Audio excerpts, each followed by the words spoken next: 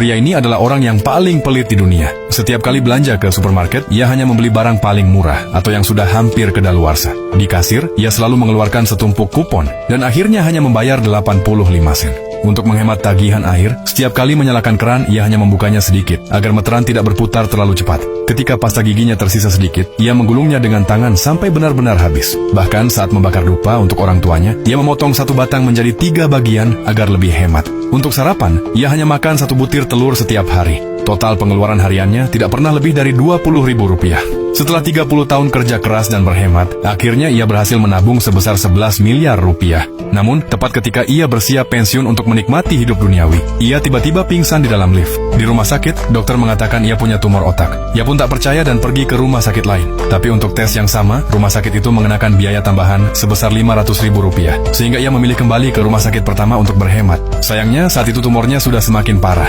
Dokter berkata hidupnya hanya tersisa 30 hari. Dengan hati hancur, ia pergi ke makam orang tuanya, menangis, dan menceritakan semua penderitaannya. Setelah itu, ia menarik semua tabungannya dari bank, lalu menghubungi sahabat-sahabatnya. Mereka memesan hotel mewah, makan makanan mahal yang belum pernah mereka coba sebelumnya, menyewa mobil sport dengan harga 16 juta rupiah per hari, bahkan membeli troli penuh koin hanya untuk bermain game. Mereka juga membeli ratusan botol minuman keras, dan ketika tak sanggup menghabiskannya, mereka memberikannya kepada para pelayan. Pria itu bahkan pergi ke pemakaman untuk memilih tempat kuburan terbesar untuk dirinya sendiri, serta membeli uang kertas palsu senilai 1,6 miliar rupiah untuk dibakar. Sebelum ajal menjemput, ia juga memesan riasan jenazah profesional supaya semuanya sudah siap. Namun, di hari terakhir hidupnya, ia pulang ke rumah dan tanpa sengaja memakan sosis yang sudah kedaluarsa. Tak lama kemudian, ia jatuh pingsan. Teman-temannya mengira ajalnya sudah dekat dan segera membawanya ke rumah sakit. Saat sadar, dokter mengatakan ada kesalahan hasil pemeriksaan. Ternyata, ia sama sekali tidak punya tumor otak. Ia hanya keracunan makanan karena sering memakan makanan basi. Mendengar hal itu, ia pun menangis. Semua tabungan seumur hidupnya sudah habis dalam hitungan hari.